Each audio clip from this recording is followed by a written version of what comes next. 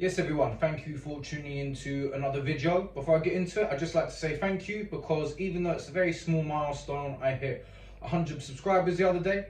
Hopefully I'll be able to hit 1,000 a bit quicker than I hit 100. And before I get into the video, I'd also like to say if you are feeling the content, please like, subscribe, share your thoughts down below, just all the usual stuff, and let's crack into it. So, in today's video, I'm going to be talking about how to improve your sleep. Now, as someone who suffers from bipolar cyclothymia, I've really come to realize that getting solid sleep is imperative to sort of give me mental stability. Now, this is the same for everyone, I would say, but when you're suffering from a mental health issue, I think getting good sleep is a really sort of good place to start focusing on. And even though it's challenging and it takes, for me personally, a very long time to sort of start getting to a good level, it's really worth focusing on. You know, without good sleep, you kind of have nothing, I would say. So I'm going to sort of give a few tips on techniques and tools that I've been implementing. I would say I've been making this a big focus for about at least the last 6 months, maybe a year. And I'm finally starting to reap some benefits. It really takes sort of consistency, effort. And even though these things are simple, it doesn't necessarily mean that they're easy. So let's just get into it. These aren't going to be, wow, I've never heard these before. These are kind of obvious things, but, I think nonetheless, if you focus on these 4 or 5 tips that I'm going to give, then your sleep will improve, and then therefore it will hopefully lead you to having a better level of mental health. So the first thing, very obvious, is get to bed earlier. Now, I think in today's day and age, we're surrounded by distractions, our phones, social media, games consoles, TV. We're just in a world of, a whirlwind of madness all the time. The news, what's going on here, what's going on there. And getting to bed early, for me personally, can be very, very challenging. Especially when I'm going through a sort of hypomanic episode. I just want to be up all the time and just go, go, go. But you've got to slow down and you've got to get to bed as early as possible. Now, I'm finally into the habit of getting into bed, lights off at about between 11 and 11:30. And it's taken me about 6 months, 9 months maybe, to reduce that from 12:30. So again, this isn't going to happen overnight, but I'm finally starting to reap the benefits. And they say every bit of sleep before midnight is more restful. So obviously get to bed earlier. Now, another tool that I have been using, I've been using these for a very long time, is a pair of these blue light blocking glasses. Now, these are really good, honestly. I would highly recommend you get some. You can just get a pair off Amazon. The idea is that the blue light that we receive off our phones inhibits melatonin, which is a hormone which is produced to help us sleep. So when you wear these blue light blocking glasses, it blocks the blue light from your phone, therefore you produce the melatonin, therefore you go to sleep. And these honestly make a big difference.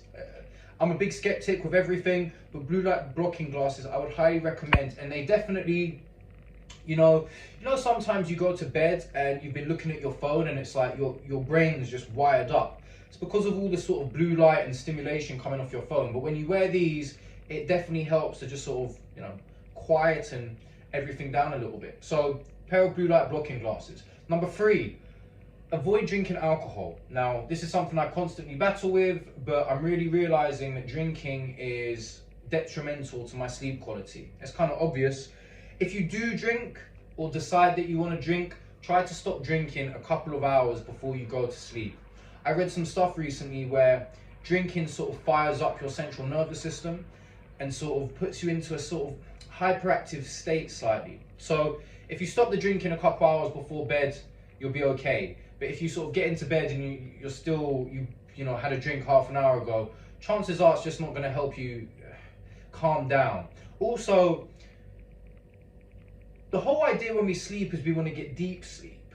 And, when we drink, it means that our sort of, our liver and other organs are sort of processing the alcohol while we sleep. So it doesn't allow us to get the same quality of sleep.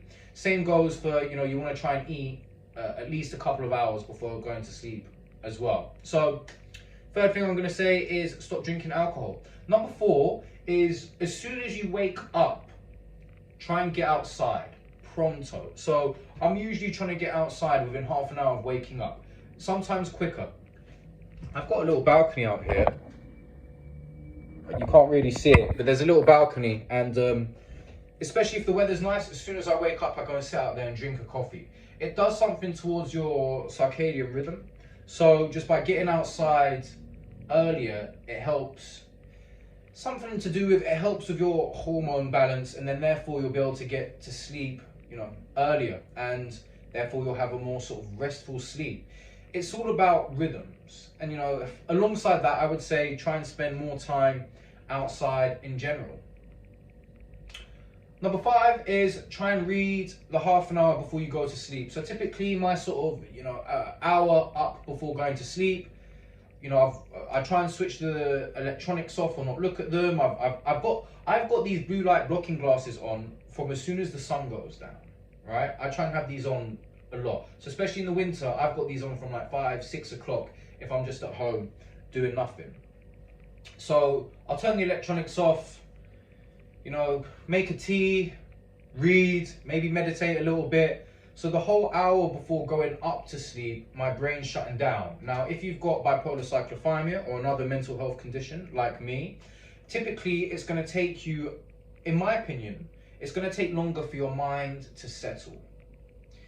I think for some people, they can just sort of get into bed and within 10 minutes it's cool. But for me, I've got to be sensible for the 2 hours before going up to sleep. I get really stimulated really easily. And I think that's just part of the mental health condition. But it is what it is. And it's all a learning process. So I'm going to try and recap these in order. But I planned this video slightly, but not too much. So the first thing is, the second thing was blue light blocking glasses. And the second thing was, just try to sort of switch off from everything. Don't allow the distractions to get to you. Third thing is don't drink alcohol, or if you do, try and cut it off a couple hours before going to sleep. Fourth thing is get outside as quickly as possible when you wake up in the morning, and try and just spend time outside generally. And the third thing is try and read before you go to bed. And the fifth thing I should say, and the hour before leading up to bed, just try and sort of do activities which allow your mind to calm down. Now, I know that video was a little bit sporadic, but I hope you get some value from it. Have a great day wherever you are. Hope you're having a blessed weekend, and I'll see you in the next video. Until next time, peace.